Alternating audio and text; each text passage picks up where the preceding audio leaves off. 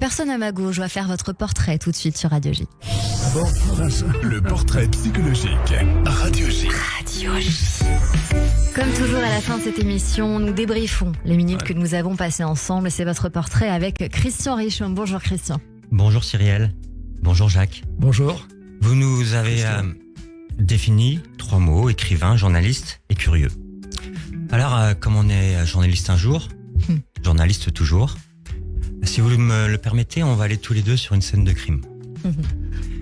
On va aller dans une maison, à Bordeaux, et on va essayer d'examiner cette maison. On va rentrer dans un couloir, et le couloir est souvent un passage entre l'intérieur et l'extérieur, entre le passage des faits à la fiction, avec ce couloir qui est fait d'analyse, de vérification, de contrôle. Tout est bien organisé. Mais on passe du réel au symbolique, des faits à l'affect.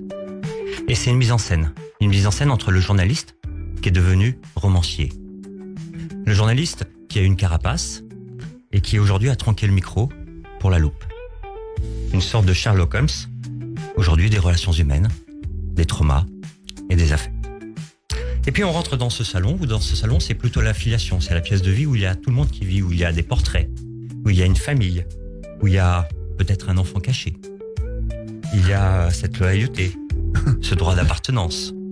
Il y a une filiation qui est peut-être affective ou biologique.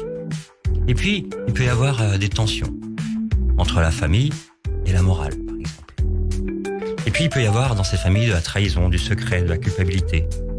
Un enfant qui arrive, qui est non désiré peut-être, qui surgit et qui est porteur de conflits, de déséquilibres. Alors face à ça, on se rend en cuisine. Et en cuisine, on fait souvent de la cuisine. Ça veut dire qu'il peut y avoir dans cette cuisine personne qui est totalement innocent ou personne qui est totalement coupable. On sème le doute, on sème le suspense. On donne des rôles à des personnages qu'on met en scène, qui sont ambivalents, qui créent toute l'intrigue. Et puis on fait ce flou moral, on cherche cette vérité absolue, mais comme elle est absolue, on a vraiment du mal à la trouver. Alors, on sait que chaque famille a un secret. Et celle-ci en a un. Et alors avec vous, la vérité a une demi-sœur qu'on avait oubliée. Alors, pour maintenir cette ambiguïté le plus longtemps possible, on se rend à l'étage et il y a votre chambre. Votre chambre d'enfant. Où il y a un rapport au silence, à cette vérité cachée. À cet enfant qui a dû être un enfant d'observation. Qui a dû apprendre et à comprendre les non-dits, avoir des tabous, essayer de les transgresser. Un enfant qui est témoin, peut-être lié à cette séparation très tôt, incompréhensible. Et puis, un enfant qui voit, qui entend, qui ne peut agir, et qui est devenu hyper vigilant, qui a eu envie de rester dans sa chambre pour se protéger, mais aussi de voyager à travers le monde, dès 18 ans. Et puis, cet enfant qui a peut-être joué au Cluedo. En tout cas, les autres enfants jouaient au Cluedo. Mais vous faisiez le procès verbal, déjà. Alors, il y a, juste à côté de vous, une chambre. Et c'est la chambre de ma sœur. Balavoine aurait dit « mon fils, ma bataille ». Vous, c'est plutôt ma sœur, ma pagaille. Ma sœur, ma faille. Ma sœur, mes peurs. Ma sœur, c'est le bordel dans l'arbre généalogique. Ma sœur, c'est le carouf familial. Ma sœur, c'est le virus affectif qui contamine la fratrie. Et puis, semer le doute, juste avec un bonjour. Alors, on sort de cette maison et on voit un petit peu cette perspective. Et on voit qu'avec vous, vous êtes un homme d'observation qui fouille le repli de l'âme, comme de chaque pièce, avec rigueur d'un enquêteur et l'intuition d'un psy. Petite étoile à Simon. Et dans vos romans, comme dans vos silences, dans vos discours, vous nous faites raisonner une question. Savons vraiment, nous tous, de ceux qui nous entourent? C'est une question à laquelle il faut que je réponde. Elle peut rester en suspens. Non. Clairement, la réponse est non. On connaît mal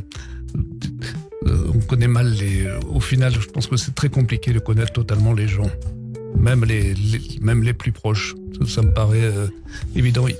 Il y a une chose que je retiens dans votre portrait, c'est le mot famille. qui est vraiment le lieu de tous les secrets, de toute une espèce de vase clos. Et c'est ça qui, dans ce roman d'ailleurs, m'a intéressé. C'est le vase clos de relations familiales qui sont parfois plus compliquées et plus compliquées qu'on ne le croit dans un premier abord. Et moi, vous savez, j'ai une théorie sur chacun de vous, sur vous aussi, et sur moi, pourquoi pas, mais sur moi aussi, même je revendique, on a chacun sa part d'ombre. Et c'est dans mes romans, dans tous, c'est cette part d'ombre qui m'intéresse. Je connais personne qui soit fait d'un seul, que je connais personne qui soit un saint. Vous savez, j'ai rencontré des lâches qui se sont révélés des héros, et des héros qui se sont révélés des lâches. On est inégaux. Heureusement, on est imparfait. Et on restera sur ça. On découvre votre livre, Jacques Expert, ma sœur, sorti aux éditions Calma Lévy. Merci beaucoup pour cet échange. Merci d'avoir été avec nous. Merci beaucoup à Rose Louvry-Buot pour l'aide à la préparation de cette émission. Et rendez-vous évidemment lundi avec Joseph Agostini en invité. À lundi.